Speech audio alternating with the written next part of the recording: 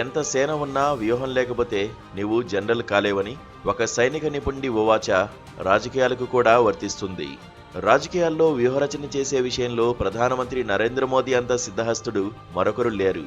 2029లో జరిగే సార్వత్రిక ఎన్నికలకు ఆయన ఇప్పటి నుంచే సిద్ధపడుతున్నారని ఏపీ ముఖ్యమంత్రి చంద్రబాబు నాయుడు కొద్ది రోజుల క్రితమే వెల్లడించారు. దీన్ని బట్టి చూస్తే వచ్చే సెప్టెంబర్ నెలాఖరులో షెడ్యూల్ ప్రకటించబోతున్న బీహార్ ఎన్నికలకు ఆయన ఎంత ముందుగా సన్నాహాలు చేసి ఉంటారో వేరే చెప్పనక్కర్లేదు. సాధారణంగా ఏవైనా ఎన్నికలకు ముందు పార్లమెంట్ సమావేశాలు పెద్దగా జరిగే అవకాశాలు లేవు. పార్లమెంట్లో లేవనెత్తే అంశాలే తర్వాత జరగబోయే ఎన్నికలకు ప్రధాన ప్రచారాస్త్రాలు అవుతాయని అటు అధికార పక్షానికి ఇటు ప్రతిపక్షాలకు తెలుసు. ఆపరేషన్ సింధూర్పై చర్చను తమకు అనుకూలంగా తిప్పుకోవాలని మోదీ ప్రభుత్వం ప్రయత్నిస్తే బీహార్లో ఓటర్ల జాబితా విస్తృత సవరణ, గత మేలో పాకిస్తాన్పై ప్రారంభించిన యుద్ధాన్ని ఆకస్మికంగా విరమించడం లాంటి అంశాలను ప్రతిపక్షాలు లేవనెత్తాయి.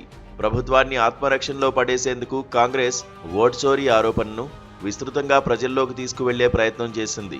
దీంతో మోదీ ప్రభుత్వం తన వ్యూహరచనపై పునరాలోచనలో పడింది. నిజానికి ఆగస్టు 12నే ఉభయ సభలను వాయిదా వేయాలని తొలుత నిర్ణయం తీసుకుని ఆ విషయం ఫ్లోర్ నేతల సమావేశంలో తెలియజేశారు. కానీ మోదీ, షా ఏమి ఆలోచించారో కానీ ఆమోదించాల్సిన బిల్లులేవీ లేకుండా యథాప్రకారం ఆగస్టు 21 వరకు పార్లమెంట్ను కొనసాగించాలని నిర్ణయం తీసుకున్నారు. ఆగస్టు 19 రాత్రి పొద్దుపోయిన తర్వాత ఉన్నట్లుండి 130వ రాజ్యాంగ సవరణ బిల్లు, అందుకు సంబంధించిన ఇతర బిల్లులను మరునాడు ప్రవేశపెట్టనున్నట్లు బులెటిన్ విడుదల చేశారు. పార్లమెంట్ సభ్యులందరికీ బిల్లుల ప్రతిని పంపారు. ప్రధానమంత్రి, ముఖ్యమంత్రి, మంత్రులు 5 ఏళ్ల పాటు శిక్ష పడదగిన నేరానికి అరెస్ట్ అయి నెల రోజుల పాటు జైల్లో ఉంటే రాజీనామా చేయాలని, లేకపోతే వారు ఆ పదవులను కోల్పోయినట్లేనని ఈ బిల్లు సారాంశం. ఇప్పటి వరకు మంత్రులు, ముఖ్యమంత్రులు, ప్రధానమంత్రిని పోస్టుల నుంచి తొలగించేందుకు చట్టపరమైన నిబంధనలేవి లేవు.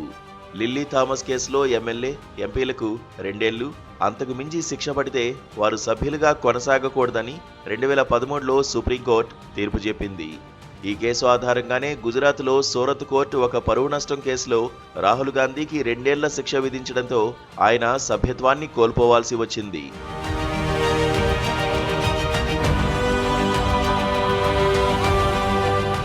అసలు ఈ బిల్లును ఇంత ఆగమేఘాలపై ఎందుకు ప్రవేశపెట్టాల్సి వచ్చింది? జమిలీ ఎన్నికల వంటి ముఖ్యమైన అంశంపై అఖిలపక్ష సమావేశాల్లో చర్చించిన ప్రభుత్వం ప్రధాన పదవుల్లో ఉన్నవారి నేర చరిత్ర గురించి రాజ్యాంగ సవరణ బిల్లు ప్రవేశపెట్టే ముందు ఎవరితోనూ చర్చించిన అవసరం లేదా? అందుకోసం కనీసం కేబినెట్ సమావేశంలోనైనా చర్చ జరిగిందా అన్న ప్రశ్నలకు జవాబులు లేవు. అసలు ఈ దేశంలో ప్రధానమంత్రులను కేంద్ర సంస్థలు ఎప్పుడైనా అరెస్ట్ చేసే అవకాశాలు ఉన్నాయా అన్నది ఆసక్తికరమైన ప్రశ్న. విచిత్రమేమంటే కస్టడీ నుంచి విడుదలైన తర్వాత మంత్రులు, ముఖ్యమంత్రులు, ప్రధానమంత్రి మళ్లీ పదవులు స్వీకరించేందుకు ఎలాంటి అడ్డంకులు లేవని కూడా ఈ బిల్లు పేర్కొంటోంది. అటువంటప్పుడు ఈ బిల్లు ప్రవేశపెట్టడం వల్ల ప్రయోజనమేమిటి? ఈ బిల్లుకు ప్రచారం కంటే పెద్ద ప్రయోజనం లేదని అధికార పక్షానికి తెలియనిది కాదు. బీహార్లో ఎస్ఐఆర్పై ప్రతిపక్షాలు విస్తృతంగా ప్రచారం చేస్తున్నందువల్ల దాని నుంచి దృష్టి మళ్లించేందుకే ఈ బిల్లు ప్రవేశపెట్టారన్న విశ్లేషణలు లేకపోలేదు. ప్రభుత్వం ఊహించినట్లుగానే బిల్లుపై ప్రతిపక్షాలు గగ్గోలు పెట్టాయి. తద్వారా అవినీతిపై తాము చేస్తున్న పోరాటాన్ని వారు వ్యతిరేకిస్తున్నారని ప్రధానమంత్రి నరేంద్ర మోదీ, హోంమంత్రి అమిత్ షా, ఇతర నేతలు ఆరోపించేందుకు ఆస్కారం కలిగింది. ఏమైనా ఈ నేపథ్యంలో బీహార్ ఎన్నికలు ఆసక్తికరంగా మారనున్నాయి అనడంలో సందేహం లేదు. రాహుల్ గాంధీ ఇప్పటికే యాత్రలు ప్రారంభించి ఎన్నికల ప్రచారాన్ని మొదలుపెట్టారు. పహల్గాం దాడి కాగానే మోదీ కూడా బీహార్కే వెళ్లి పాకిస్తాన్కు బుద్ధి చెబుతానని ప్రకటించారు. ఆపరేషన్ సింధూర్కు తోడు రాజ్యాంగ సవరణ బిల్లు కూడా ప్రతిపక్షాలను ఎండగట్టేందుకు మోదీ సేన ఉపయోగించుకుంటుంది అనడంలో సందేహం లేదు. రాజ్యాంగ సవరణ బిల్లు పట్ల ప్రతిపక్షాలు ఆందోళన చెందేందుకు కారణాలు లేకపోలేదు. ప్రతిపక్ష పార్టీల ప్రభుత్వాలను కుప్పకూల్చేందుకు కేంద్రం సిబిఐ, ఈడీ వంటి కేంద్ర ఏజెన్సీలను తప్పక ఉపయోగించుకోగలదని విపక్షాలు గట్టిగా విశ్వసిస్తున్నాయి. మనీ లాండరింగ్ చట్టం ప్రకారం ఒక ముఖ్యమంత్రిని కానీ మంత్రిని కానీ అరెస్ట్ చేస్తే వారికి 30 రోజుల వరకు బెయిల్ దొరికేందుకు అవకాశం లేదు. అదే అదనుగా వారిని తొలగించవచ్చు. ముఖ్యమంత్రిని అరెస్ట్ చేస్తే అధికారంలో ఉన్న ప్రభుత్వం కుప్పకూలిపోతుందని, లేదా అధికారంలో ఉన్న పార్టీలో లుకలుకలు బయలుదేరుతాయనేది కూడా ప్రతిపక్షాల వారి ఆందోళన. ప్రధానంగా కాంగ్రెస్ పార్టీలో పలువురు నేతలు ముఖ్యమంత్రి పదవి కోసం, మంత్రి పదవుల కోసం అరులు చాస్తూ ఉంటారు. కనుక ఆ పార్టీని దెబ్బతీయడం కేంద్రంలో ఉన్న పార్టీకి సులభం.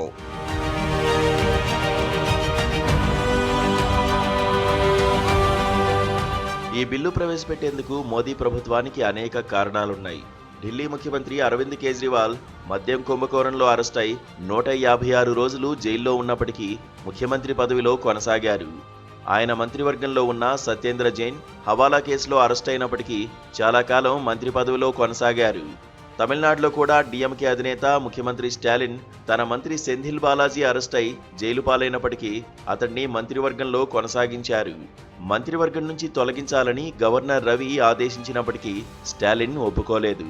నిజానికి గతంలో ఆరోపణలు వచ్చినా, కోర్టు వ్యాఖ్యలు చేసినా, తమ మంత్రిత్వ శాఖ పరిధిలో ఏవైనా దుర్ఘటనలు జరిగినా మంత్రులు నైతిక బాధ్యత వహించి రాజీనామా చేసేవారు.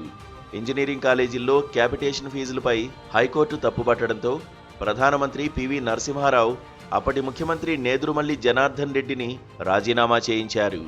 కర్ణాటక ముఖ్యమంత్రిగా ఉన్న యడ్యూరప్ప, తమిళనాడు ముఖ్యమంత్రిగా ఉన్న జయలలిత, బీహార్ ముఖ్యమంత్రి లాలూ ప్రసాద్ యాదవ్, జార్ఖండ్ ముఖ్యమంత్రి హేమంత్ సోరెన్ తమను అరెస్ట్ చేయకముందే పదవుల నుంచి తప్పుకున్నారు. రాజకీయ నాయకులు చాలా మందికి ఈ అరెస్టుల వల్ల పెద్దగా నష్టం జరిగిన దాఖలాలు లేవు. హేమంత్ సోరెన్ జైలు నుంచి వచ్చిన తర్వాత ఎన్నికల్లో పోరాడి మళ్లీ ముఖ్యమంత్రి అయ్యారు. లాలూ ప్రసాద్ తాను అరెస్ట్ అయ్యే ముందు రబ్రీదేవిని ముఖ్యమంత్రి చేసినప్పటికీ ఆయన ప్రభుత్వం పడిపోలేదు. జయలలిత తాను అరెస్ట్ అయిన 2 సార్లు, ఒకసారి పన్నీర్ సెల్వంను, రెండోసారి పళనిస్వామిని ముఖ్యమంత్రిని చేశారు.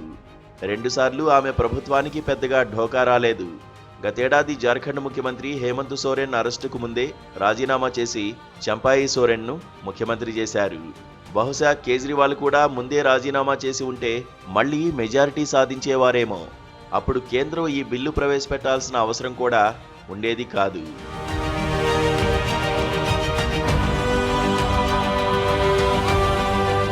అయినా ప్రభుత్వాలను పడగొట్టాలంటే ఇలాంటి బిల్లులు ఏమాత్రం అవసరం లేదు. గతంలో మధ్యప్రదేశ్ ముఖ్యమంత్రి కమల్నాథ్, మహారాష్ట్ర ముఖ్యమంత్రి ఉద్ధవ్ ఠాక్రే, కర్ణాటక ముఖ్యమంత్రి కుమారస్వామి ప్రభుత్వాలను పడగొట్టేందుకు బీజేపీ వేరువేరు మార్గాలను అనుసరించింది. ముఖ్యమంత్రులనో మంత్రులనో అరెస్ట్ చేసినంత మాత్రాన ప్రభుత్వాలు పడిపోతాయని చెప్పడానికి లేదు. పైగా అసంబద్ధంగా కుట్రపూరితంగా అరెస్టులు జరిగితే న్యాయ వ్యవస్థ చేతులు ముడుచుకు కూర్చునే అవకాశాలు తక్కువ. కేంద్రం కక్ష సాధింపు చర్యలతో ప్రతిపక్షాలు అధికారంలో ఉన్న రాష్ట్రాల్లో ముఖ్యమంత్రులు, మంత్రులను కేసుల్లో ఇరికిస్తే ఆయా రాష్ట్ర ప్రభుత్వాలు కూడా కేంద్ర మంత్రులపై తమ పోలీసులను, ఏజెన్సీలను ప్రయోగించేందుకు పూనుకోవచ్చు. ఇది ఒక గందరగోళ పరిస్థితికి దారితీస్తుంది. అయినా ఇప్పుడున్న కేంద్ర ఏజెన్సీలనే రాష్ట్ర నేతలపై ప్రయోగించే అవకాశం ఉండగా రాజ్యాంగ సవరణ తేవాల్సిన అవసరం ఏమున్నది? రాజకీయాల్లో నేర చరిత్రలను అంతం చేయడానికి చిత్తశుద్ధి ఉంటే అందుకు సవాలక్ష మార్గాలు ఉన్నాయి. నేర చరిత్రలపై ఓహ్రా కమిషన్ తన నివేదికలో చేసిన సిఫారసులను ఏ ప్రభుత్వం అమలుపరచనే లేదు. లోక్పాల్ వంటి వ్యవస్థ కోసం బీజేపీ గతంలో పోరాడింది. కానీ ఆ వ్యవస్థ ఇప్పుడు నామమాత్రంగా పనిచేస్తోంది. ప్రధానమంత్రి, కేంద్ర మంత్రులపై వచ్చిన ఫిర్యాదులపై లోక్పాల్ ఎలాంటి చర్యలు తీసుకుంటున్నదో ఎవరికీ తెలియదు. జగన్మోహన్ రెడ్డి, అవినాష్ రెడ్డి లాంటి వారిపై తీవ్ర ఆరోపణలు ఉన్నా ఏజెన్సీలు సరిగా పనిచేయడం లేదనే వాదనలు లేకపోలేదు. నేర చరిత్రలు అధికార పార్టీలో చేరగానే వారి నేరాలు ప్రక్షాళనయ్యాయన్న విమర్శలు వచ్చాయి. ఫాస్ట్ ట్రాక్ కోర్టుల్లో న్యాయమూర్తులను సరైన సంఖ్యలో నియమించకపోవడంతో అనేక మంది నేర చరిత్రలు తప్పించుకుంటున్నారు. గత లోక్సభ ఎన్నికల్లో పోటీ చేసిన 1618 మంది అభ్యర్థుల్లో 16% మందిపై క్రిమినల్ కేసులు ఉన్నాయి. ఛార్జిషీట్ దాఖలైనప్పుడే అనర్హత వేటు వేయాలని లా కమిషన్ కూడా సూచించింది. అయినా త్వరలో జరగనున్న బీహార్ అసెంబ్లీ ఎన్నికల్లోనైనా బీజేపీతో పాటు అన్ని రాజకీయ పార్టీలు నేర చరిత్రలకు టికెట్లు ఇవ్వకూడదని నిర్ణయం తీసుకోగలవా?